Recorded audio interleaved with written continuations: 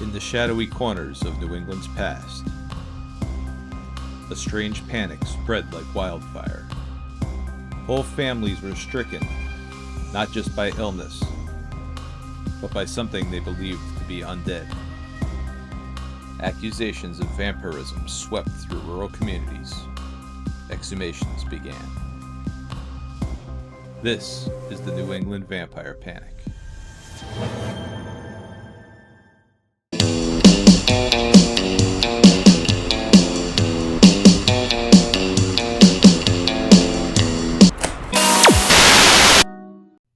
Long before Hollywood romanticized the vampire,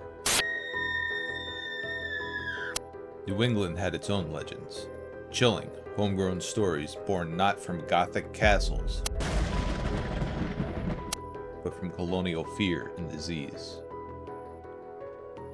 The New England Vampire Panic began in the early 1790s, when townspeople in Manchester, Vermont exhumed the body of Rachel Harris Burton. They believed she was draining the life from the living from beyond the grave. Her heart was burned in an attempt to stop the spread of death. But that wasn't the end.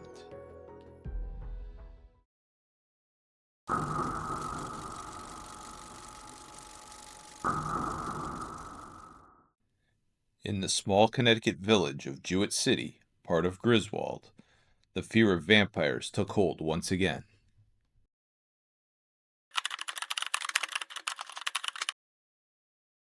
Good evening. Welcome to Moonlight Confidential. We're here at the gates of the Jewett City cemetery. We will be checking out the graves of the Ray family. Yes, and then after this, we're going to proceed to Exeter, Rhode Island to visit the grave of Mercy Brown. Stick with us.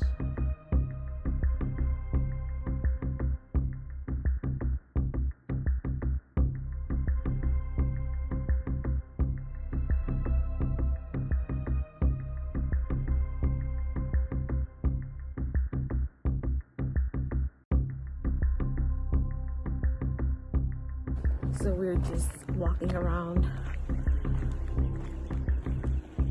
this very small cemetery, and you can hear the bells in the background. I don't know if you can hear that.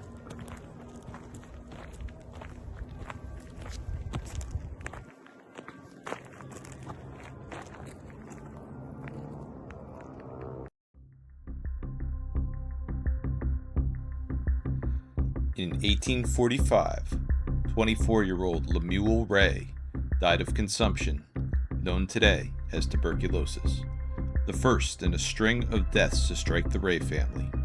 His father, Henry B. Ray Sr., then followed in 1849. In 1851, the second brother, Elijah Horace Ray, succumbed to the same wasting illness. All were buried in the family plot at the Jewett City Cemetery. But when a surviving son, Henry Nelson Ray, fell ill in 1854, the family and townsfolk turned to superstition for answers.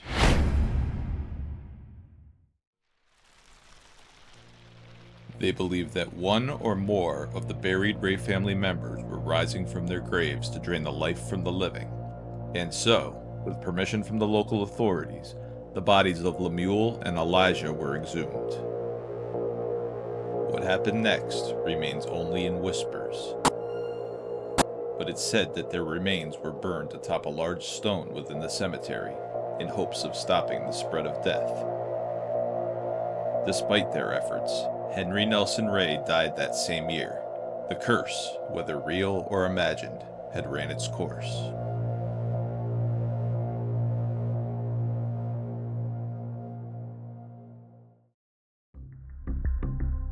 So we're on our way to Exeter, Rhode Island. We're gonna go visit the grave of Mercy Brown. So it seems like these New England folklore vampires aren't really like, Bela Lugosi with fangs biting your neck and sucking your blood. Like succubus or incubus spirits, like draining energy from the grave than actually like rising from the grave. Imagine living back then. That must have been so scary. just everybody around you sick, dying. Yeah. And they were very superstitious. But some of the newspaper articles, they were also saying that it's hard to believe, like in this day and age, people are still doing these kind of things. Right. You know? Right. Not everyone was superstitious. Like they lived in farms and kind of away from modern. Yeah, they were like farm people. Right.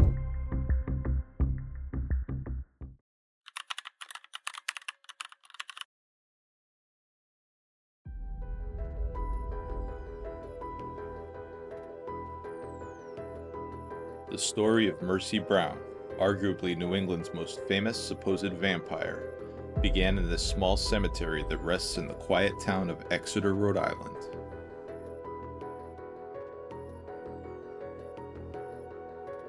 Mercy Lena Brown was just 19 years old when she died in January of 1892, but she was not the first in her family to fall.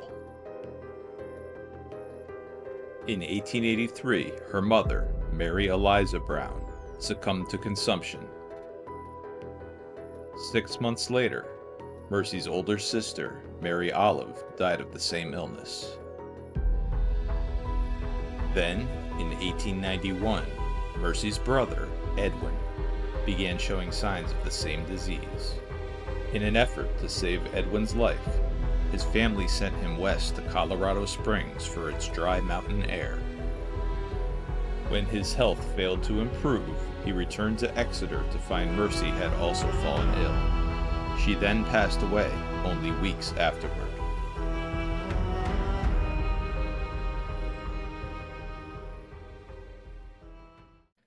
By then, the townspeople were convinced that this was no ordinary disease.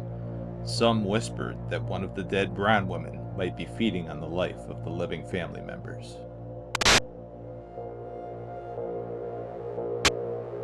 Pressured by his neighbors and driven by desperation, the family patriarch, George Brown, agreed to a grim task, the exhumation of his wife and daughters. On March 17, 1892, the villagers, accompanied by a doctor and a newspaper reporter, opened the Brown family graves. Mary Eliza and Mary Olive had decayed as expected, but Mercy, whose body had been kept above ground in a stone crypt through the freezing winter, appeared strangely preserved.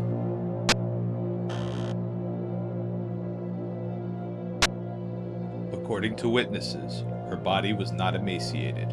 Her face looked flush, her nails and hair had grown. Her heart, when removed, was said to contain fresh blood.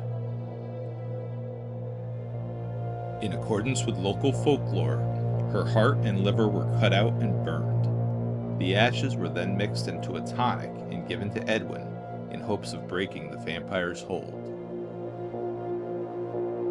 In spite of this, Edwin died 2 months later.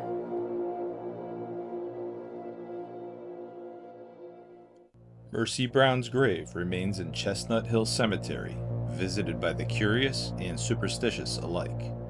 After repeated incidents of theft and vandalism, her headstone is now securely fastened to the earth. In the years following, Mercy Brown's story traveled far beyond New England.